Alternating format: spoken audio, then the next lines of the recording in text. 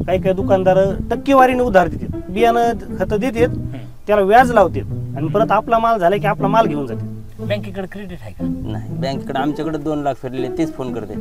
त्याला सांगितलं ज्यावेळेस आमच्याकडे येतील किंवा आता काही येईल त्यावेळेस भरू. मग कशामुळे नाही मागितली? कारण ते हे म्हणले आपल्याला कमी समजिते. मग आता 60% शेतकऱ्याचे मंगळसूत्र काही ठेवावं लागतं. काँग्रेसचं सरकार असलं हे भाजपचं सरकार असलं हे शेतकऱ्याचं काय हिताचं नाही, कोणतंच नाही. आता यंदा काय आता काहीच नाही सध्या. पहिलेच कर्ज सिंडिकेट म्हणजे कॅनरा बँकेचं राहिले तेच फेडायचं. मग दागिनाच राहिलेलं आहे आता अंगावर. त्याच्या पायी कुठे राहिला दागिना. आणि पाऊस निघून गेल्याच्या नंतर ज्यावेळेस त्याची इकून तिकून तडजोड होती, पाऊस निघून गेला त्यावेळेस लावून काय उपयोग आहे त्याचा? कर्ज झालं उलट, माग काय नाही पडलं. 100% शेतकरी असे की त्याचं बँकेचं क्रॉप लोन घ्या शेतीसाठी, तरी सुद्धा शेतकरी शेती करतो. परंतु काय तो धंदा सोडताच येत नाही. खाली सोडताय. तुताच जायचं नाही, कुठं? येऊ नाही येऊ. नाही जायचं कुठं?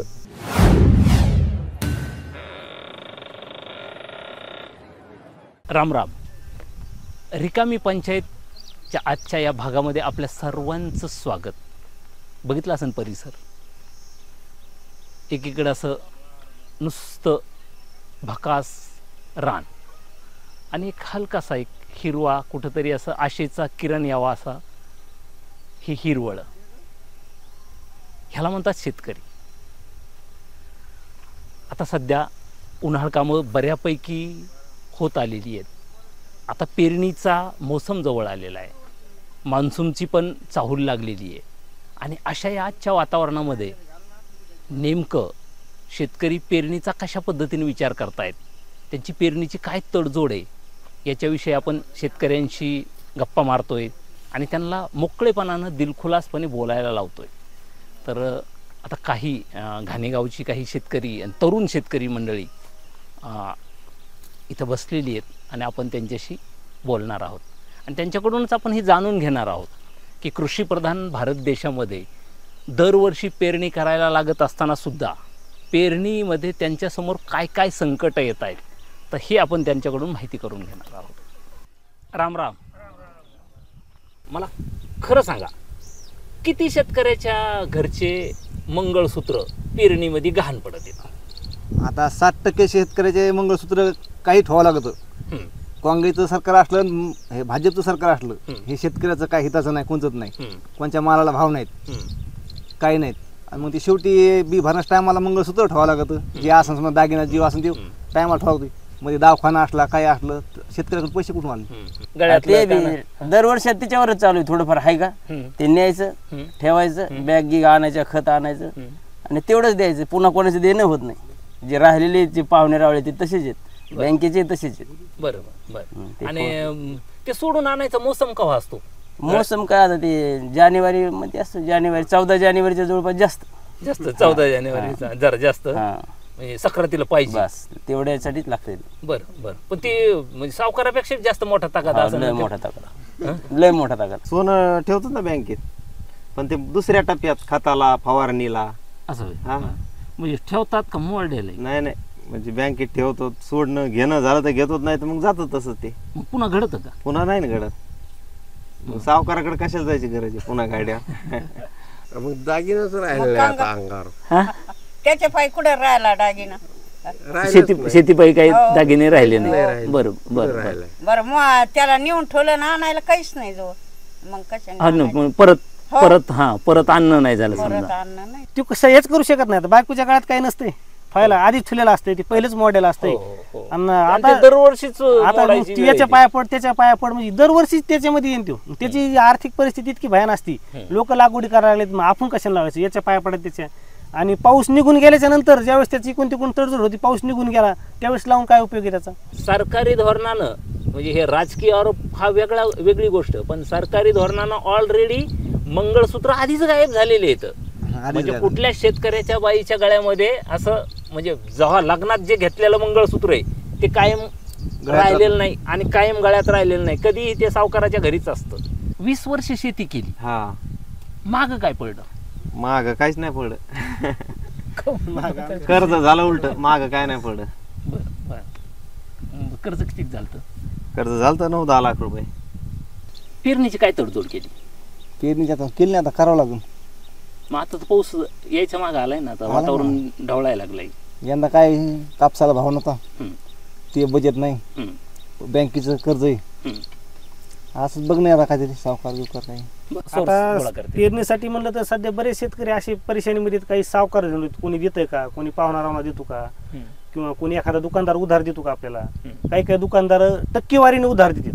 दुकानदारच म्हणजे का? दुकानदारच काय करतात, बियाणं खतं देतात, हम्म. त्याला व्याज लावतात आणि परत आपला माल झाला की आपला माल घेऊन जातात. बँकेकडे क्रेडिट आहे का? नाही, बँकेकडे आमच्याकडे 2 लाख फिरलेले, तेच फोन करते कधी भरता. हा, कुठून येतो तुम्हाला फोन? बँकेतून येते, म्हणजे नागपूर काय सांगते ते तिकडून. नागपूर सांगते. हा, मला बेंगलोर सांगते. हा, बेंगलोर. माझ्याकडे बी आहे ना, तर मला ते बेंगलोर कॅनडा सांगते. बँकेच येते ती. हो हो हो, बरोबर आहे. आता यंदा काय आता काहीच नाही सर. जे पहिलेच कर्ज सिंडिकेट म्हणजे कॅनरा बँकेचं राहिले तेच फेडायचं. शेतकऱ्याचे 2-3 माध्यम असतात. पहिले असतं घरी काही बाजूला काढून ठेवले का? नाही, हा?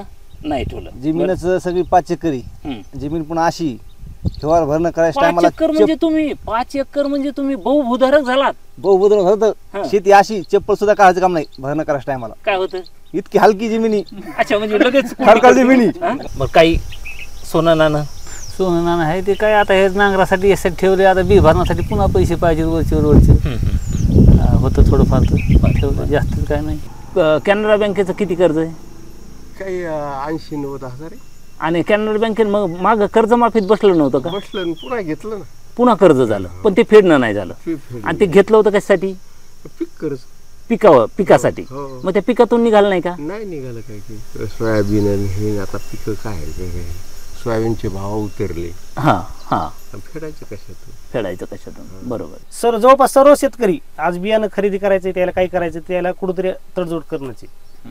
कारण आता बँकात तर काय कोणी जात नाही, कारण बँकेत कमी जात नाहीत. तर बँकाचे पहिलेच कर्ज लोकांचे थकीत आहेत. जे घेतले का आता ते देण्यासाठी त्याला म्हणजे उत्पन्न तेवढं झालं नाही तर ते पहिलेच फिटले नाही पैसे, तर बँक डबल कसे पैसे देणार? बँकेचं आता कुठं देतात बँक? बँकेचे बँकेत क्रेडिट क्रेडिट नाहीत काय ना, बँकेचे काढले पुन्हा भरणं नाही झाले. असं मालाला भाव नाही, उत्पादन खर्च जास्त आहे, मालाला भाव कमी आहे, सगळा ते मिळत बसाना आणि कमी. त्याच्यामुळे खाजगी सावकाराकडून घ्यावं लागते. म्हणजे ज्या पिकासाठी घेतलं होतं कर्ज त्या पिकानं ते परतच केलं नाही, परतच केलं नाही. त्याच्यामुळे आपल्याला याच्यातून घर जखून ते परत करणं होत नाही. बरोबर. बँकेचा जे फोन येतो तर त्याला तुम्ही बोलतात का? हो, बोलत लागते ना. काय काय म्हणता, काय सांगा? आता ते सांगते कधी भरणार तुम्ही पैसे, हा. आता 15 दिवसात भरणार, 20 दिवसात भरणार. त्याला सांगितलं ज्यावेळेस आमच्याकडे येतील किंवा आता काही येईल त्यावेळेस भरू. पेरण्यासाठी काय आता सावकाराकडून पैसे घ्यायचे. हा, आता हे तर काय पुरत नाहीत पैसे. आता मारा टाराचे यावर्षी काय कापस झाले नाही, सोयाबीन आले नाही, पाणी कमी होतं म्हणून. आणि मग आता उत्पन्न कमी झाल्यामुळं आता पैशाचा स्रोत कमीच आहे ना. बरं, सरकारी काही बियाणं बी जे मिळत असतं समजा कृषी खात्याकडून, तर सरकारी बियाणं मिळतं ते ऑनलाईन केल्यावर, पण ते बियाणं मिळतंय कधी? जुलैमध्ये. बरं, पेरणीचा टाइम निघून गेल्यावर. नाही तिथं काहीच नाही, क्रेडिटच नाही कुठं. बँकेत पण राहिलं नाही. बँकेत बी नाही. 5 एकर म्हणजे तुम्ही बहुभूधारक झालात. बहुबुद्ध होतं. शेती अशी चप्पल सुद्धा काढायचं काम नाही भरणं करायच्या टायमाला. काय होतं?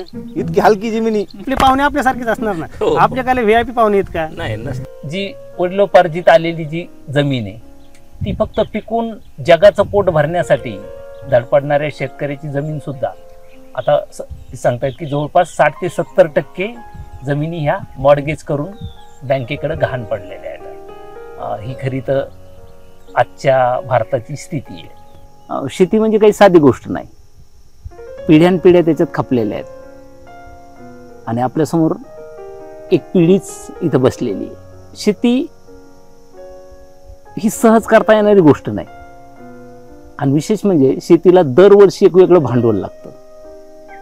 ते टाकायचं, काढायचं, परत टाकायचं, परत काढायचं, परत टाकायचं.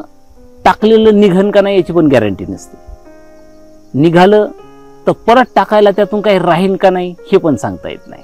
पण पेरायचं नाही पेरून काय करणार? हा, कारण जग उपाशी राहील ना, नाही जर पेरलं. पण पेरायचं.